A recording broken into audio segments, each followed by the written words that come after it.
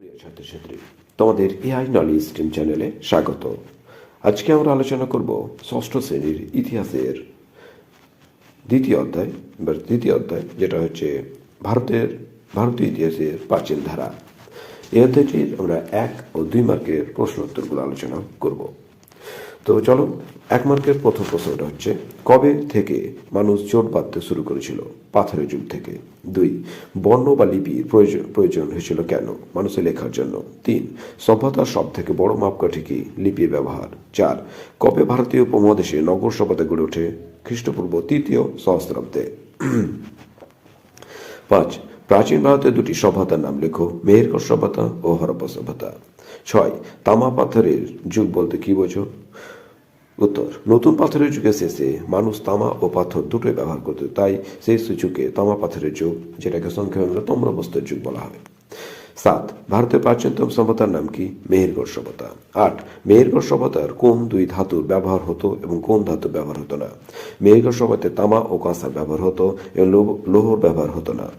9, কোথায় মেহেরগড় সভ্যতার খোঁজ পাওয়া গেছে?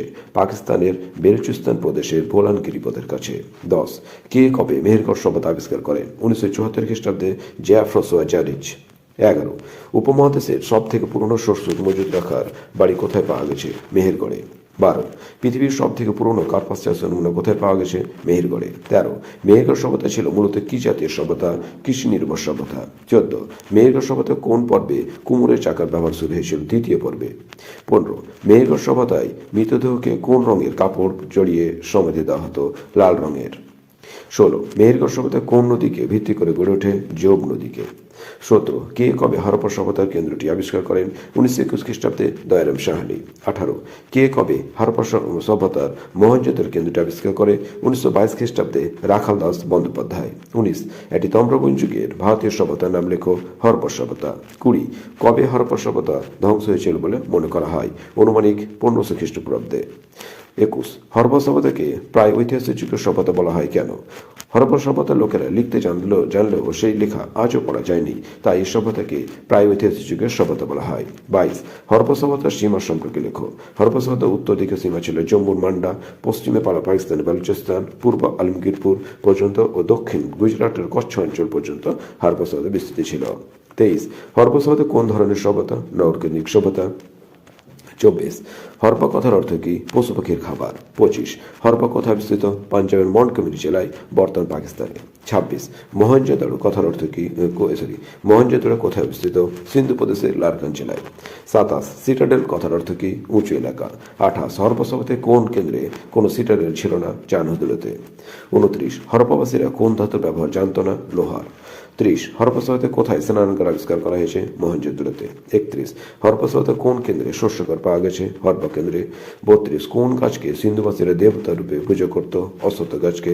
33, মেসোপটেমিয়ায় কতগুলো হরপ্পা সিলমোহর পাওয়া গেছে? 23টি। 34, মহেঞ্জোদারো স্নানাগারটির আয়তন কত ছিল? 180 ফুট ইন্টু 108 ফুট। 35, হরপ্পা সভ্যতা আদিবাসীরা কোন ধাতুর ব্যবহার জানত না? লৌহ। 36, হরপ্পা সভ্যতায় কোন কেন্দ্রে ধানের চিহ্ন পাওয়া গেছে? গুজরাটের রংপুর ও লোথালে।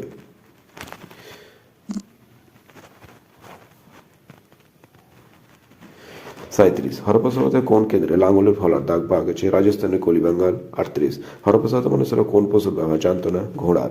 39, হরপ্পা সভ্যতার মানুষেরা কিসের তৈরি চিরুনি ব্যবহার করত? হাতির দাঁতের। 40, হরপ্পা সভ্যতার আদিবাসীরা কোন ফসলের চাষ জানত না? ধানের। 41, লোথাল শব্দের অর্থ কি? মৃতের স্থান। 42, হরপ্পা সভ্যতার সমসাময়িক 2টি সভ্যতার নাম লেখো। মিশরীয় ও সুমেরীয় সভ্যতা। 43, হরপ্পা সভ্যতার একটি সামুদ্রিক বন্দরের নাম লোথাল। 44, লোথাল কোথায় অবস্থিত ছিল? ভোগবান নদীর তীরে। 45, হরপ্পা কেন্দ্র কোন নদীর তীরে গড়ে উঠেছিল? রাভি নদীর তীরে। 46, সিন্ধুবাসীদের মাটির পাত্রগুলো কি রং ব্যবহৃত? লাল ও কালো। 47, আজ থেকে কত বছর আগে হরপ্পা সভ্যতা গড়ে উঠেছিল? প্রায় 5000 বছর আগে। 48, মহেঞ্জোদারো সিলমোহরে যোগীর মূর্তিটি কোন দেবতার বলে কল্পনা করা হয়? পশুপতি শিবের। 49, মহেঞ্জোদারো কথার অর্থ কি? মৃতের স্তূপ। 50, হরপ্পা সভ্যতার মৃতদেহ মাথা কোন দিকে করে রাখা হতো? উত্তর দিকে করে। তারপরে আমরা 2 মার্কের প্রশ্ন উত্তরগুলো করব। প্রথম প্রশ্ন, মেহেরগড় সভ্যতা বলতে কি বোঝো?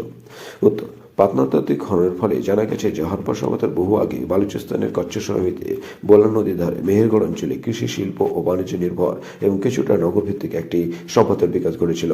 আনুমানিক খ্রিস্টপূর্ব ষষ্ঠ সহস্র থেকে খ্রিস্টপূর্ব তৃতীয় সহস্র পর্যন্ত ছিল এই সভ্যতার বিস্তৃতি কাল। এই সভ্যতাকে ঐতিহাসিকরা মেহেরগড় সভ্যতা নামে চিহ্নিত করেছেন। 2. মেহেরগড় সভ্যতাকে তাম্রপন যুগের সভ্যতা বলেছেন কেন? উত্তর: সিন্ধু সভ্যতার যুগে মানুষ লোহার ব্যবহার জানত না। তারা পাথরের ব্যবহার পাশাপাশি তামা ও ব্রোঞ্জের ব্যবহার শিখেছিল। তারা তামা গলিয়ে ধাতু নিষ্কাশন করে প্রয়োজনে হাতিয়ার ও গৃহস্থলী সরঞ্জাম তৈরি করত। তাই এই সভ্যতাকে তাম্রপন যুগের সভ্যতা বলা হয়। 3. সিন্ধু সভ্যতার প্রধান কেন্দ্রগুলোর নাম লেখো। সিন্ধু সভ্যতার প্রধান কেন্দ্রগুলো হলো সিন্ধু প্রদেশের মহেঞ্জোদারো, পাঞ্জাবের হরপ্পা, রাজস্থানের কালীবঙ্গাল, গুজরাটের লোথাল, চতুর্থ নদীর রূপার, উত্তরপ্রদেশের আলমগীরপুর প্রভৃতি। 4.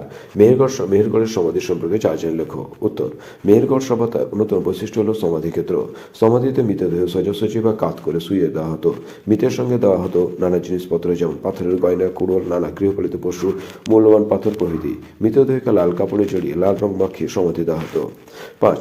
মহেঞ্জোদারো স্নানাগার সম্পর্কে লেখো। হরপ্পা সভ্যতার অন্যতম কেন্দ্র মহেঞ্জোদারোয় একটি স্নানাগার খোঁজ পাওয়া গেছে। এটি লম্বায় 108 ফুট ও চওড়ায় 108 ফুট, লম্বায় 180 ফুট ও চওড়ায় 108 ফুট। তারা চারদিকে 8 ফুট উঁচু ইটের দেওয়াল দিয়ে ঘেরা। এর মাঝামাঝি অংশে একটি বড় জলাশয় ছিল। জলাশয়টিতে বাইরের জল ঢোকা বন্ধ করা হয়েছিল, আবার ভিতরে অতিরিক্ত জল বার করে দেওয়ার ব্যবস্থা করা হয়েছিল। এছাড়াও জল পরিষ্কার করার ব্যবস্থা ছিল। 6. হরপ্পা সভ্যতার সামুদ্রিক বন্দর লোথাল সম্পর্কে লেখো অথবা লোথাল বন্দর টিকা। গুজরাটি ভাষায় লোথ ও থল থেকে লোথাল শব্দটি এসেছে। লোথাল কথার অর্থ হলো মৃতের স্থান। গুজরাটের ভোকাবা নদীর তীরে ছিল হরপ্পা সভ্যতার বন্দরনগর লোথাল। এখানে পাওয়া যায় জাহাজঘাট ও সমাধিক্ষেত্রের নমুনা। সম্ভবত এখানে